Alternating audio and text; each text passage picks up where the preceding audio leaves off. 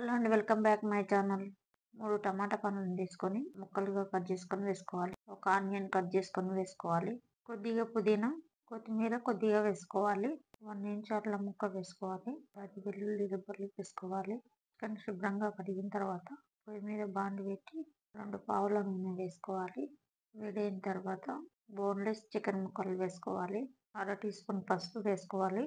1/2 tea spoon ఉప్పు వేసుకోవాలి. ఇలా కొద్దిగా ఉడికించుకున్న తర్వాత, పిల్లలు ఎక్కువ కారం తిన్నారు కదా, అందుకు 1/2 టీ స్పూన్ వేసుకున్నాను. ఇలా ఫ్రై అయిన తర్వాత మిక్సీకి పట్టుకున్న పేస్ట్ వేసుకోవాలి. బోన్లెస్ చికెన్ రోల్స్ తయారు చేస్తున్నాను.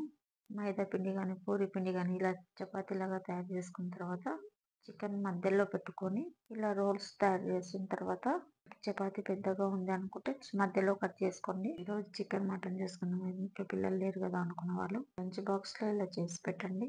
పిల్లలు ఇష్టంగా తింటారు. సబ్స్క్రైబ్ చేయని వాళ్ళు చేయండి.